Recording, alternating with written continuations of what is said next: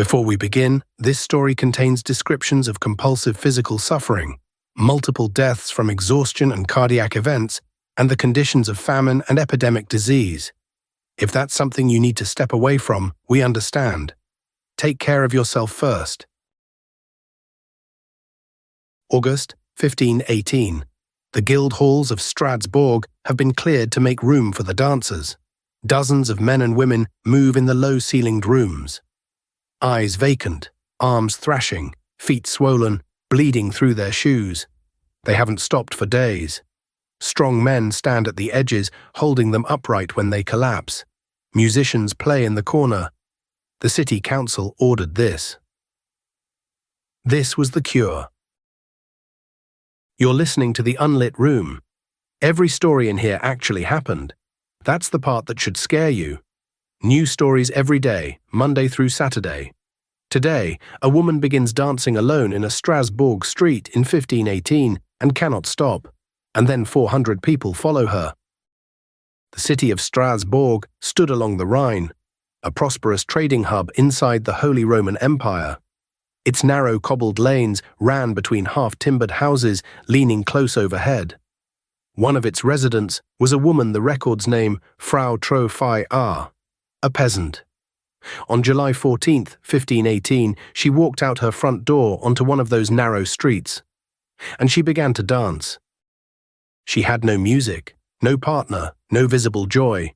She just moved, arms swinging, feet stamping, body twisting, with what witnesses described as fervent, uncontrollable urgency. By nightfall, she hadn't stopped.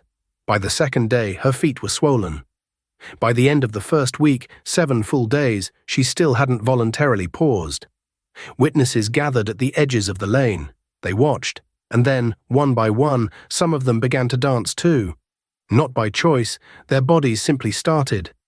Within weeks, 30 people were dancing in the streets of Strasbourg. Their movements were convulsive, spasmodic. Their eyes, vacant and expressionless. Their bodies drenched in sweat. Their feet, like trophies, bleeding through their shoes. None of them could explain why.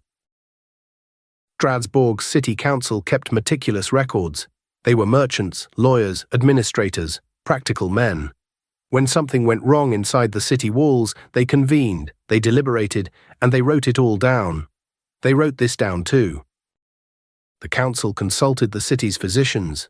The physicians had a theory, the council accepted it and acted. Their solution would make everything worse.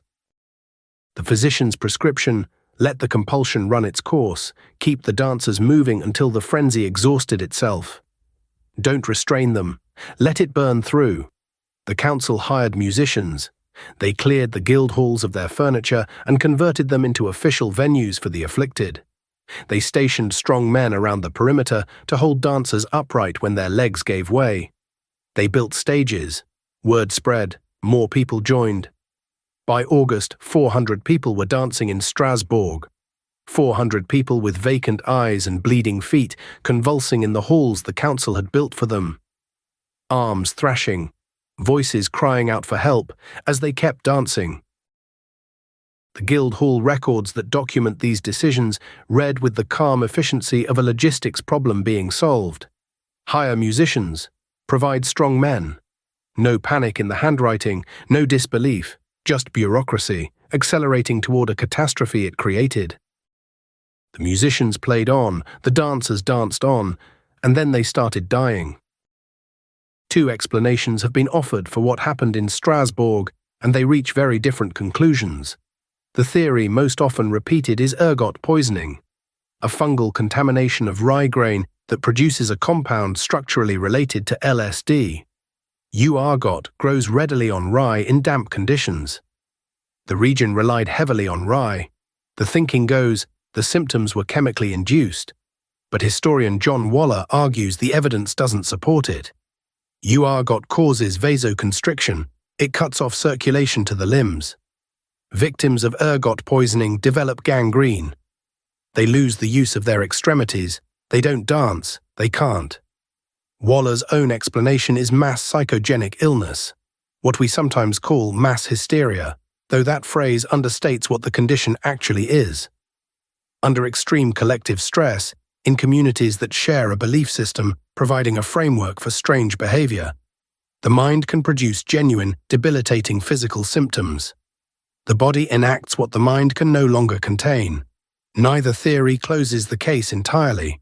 Both leave something unexplained. Reports from inside the guild halls describe up to 15 deaths per day. Heart attacks, strokes, exhaustion that simply stopped the body mid-motion. The musicians kept playing. Eventually, the council's own logic collapsed. They reversed course entirely. Music was banned throughout Strasbourg. Public dancing was prohibited. The stages they'd just built were shut down. The dancers who hadn't died were gathered together, led out through the city gates, up a mountain road, to a shrine. The shrine of Saint Vitus, the saint who, in the region's Catholic tradition, punished sinners by compelling them to dance. If Vitus had cursed them, perhaps Vitus could lift it. The answer wasn't medicine, it wasn't the guild halls, it wasn't the musicians. To understand why what came next worked, you need to understand what Strasbourg was carrying in 1518. The city was in the grip of famine. Smallpox had swept through. Syphilis, then new to Europe, barely named, not yet understood, was killing people who had no explanation for what was happening to their bodies. The peasant class, the class Frau Treu-Feyr belonged to, was among the most desperate in Europe. They'd lost harvests, they'd buried children, they'd watched neighbors die from diseases that arrived without warning and left without mercy. John Waller's argument is that the dancing plague was not random. It was a mass stress response, the physical manifestation of a population that had no other way to hold what it was carrying.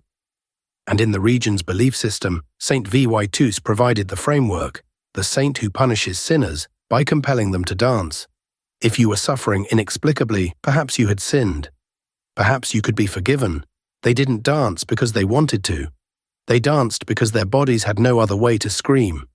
At the mountaintop shrine of Hoh Len Stein, the remaining dancers were given red shoes sprinkled with holy water, small crosses painted on the soles.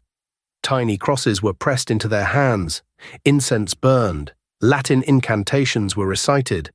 Word spread among the afflicted, they had been forgiven by Vitus. The dancing stopped. We look at 1518 and see superstition, red shoes and mountaintop shrines, and a cure that sounds like a fairy tale. We see a city council that prescribed more of the very thing that was killing people, before it stumbled, almost accidentally, onto something that worked. But Waller's argument asks a harder question.